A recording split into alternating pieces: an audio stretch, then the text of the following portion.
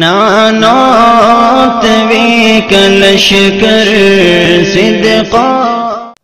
تاریخ شاہد ہے جن لوگوں نے قرآن کریم کو بدلنے کی کوشش کی ہے وہ خود بدل گئے، ان کا ایمان بدل گیا، ان کا کلمہ بدلا، ان کی نمازیں، ان کی اذانیں تو بدل گئی، لیکن قرآن نہیں بدلا۔ قرآن جس طرح نازل ہوا تھا بعینہ ہی اسی طریقے پر آج بھی محفوظ ہے۔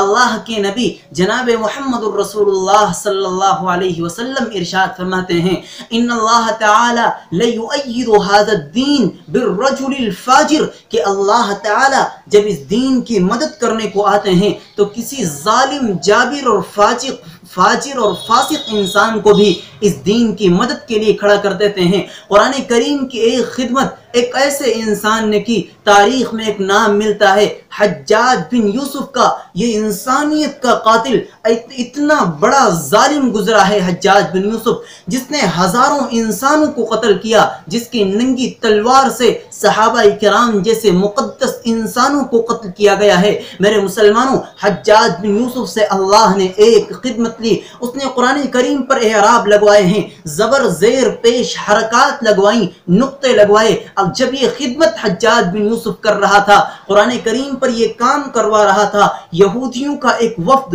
یہودیوں کی ایک جماعت جس میں علماء بھی شامل تھے، حجاج بن یوسف کے پاس آئے اور کہنے لگے کہ حجاج میں ایک درخواست کرتا ہوں، میری تم سے ایک درخواست ہے، تم اسے قبول کر لو۔ حجاج کہتا ہے کہو کیا کہتے ہو؟ وہ لوگ بتانے لگے کہ قرآن کریم میں ایک واقعہ مذکور ہے جس کو اللہ رب العزت نے سورہ کہف میں ذکر کیا ہے، تفصیلی واقعہ ہے۔ اللہ نے حضرت موسیٰ، حضرت خضر علیہ السلام، دو نبیوں کا تذکرہ کیا ہے۔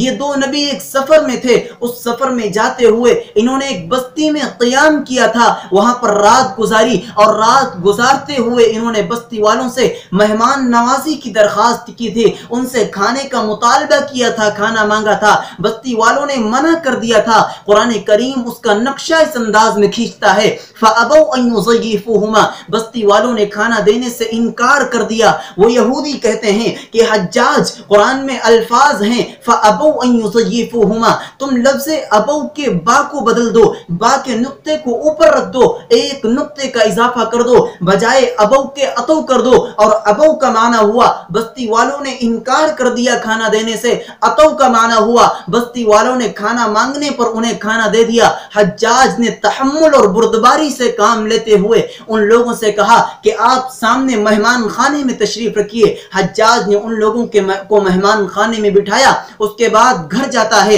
اور اپنی تلوار لے کر آتا ہے اور اللہ کی جانب مخاطب ہو کر کہتا ہے کہ میرے مولا، آپ کو پتا ہے میں ظالم انسان ہوں، میں جابر ہوں، میں وہ شخص ہوں جس نے سینکڑوں انسانوں کو قتل کیا ہے۔ میری تلوار سے صحابہ کرام کے ٹپکتے قطرات کو خون کے ٹپکتے قطرات کو تاریخ نے دیکھا ہے۔ تاریخ میں کتنے صحابہ ایسے گزرے ہیں جن کا خون میری تلوار سے ٹپکا ہے۔ میرے مولا، جس قرآن کی حفاظت کا ذمہ تو نے لیا، آج میں اس پر ایک کام کرنے چلا ہوں، آج اس کی ایک خدمت کرنے چلا ہوں، تو یہ ظالم، یہ یہودی، یہ دین کے دشمن آ جائے ہیں اور مجھ سے کہہ رہے ہیں کہ تو اللہ کی کتاب میں تغیر کر دے، تبدیلی کر دے۔ میں ان کے لیے ایک سزا تجویز کرتا ہوں، اور وہ سزا کیا ہے؟ اس کے بعد تمام کو ایک صف میں کھڑا کیا، ایک قطار میں کھڑا کر دیا، اور سب کی گردنیں اڑا دیتا ہے۔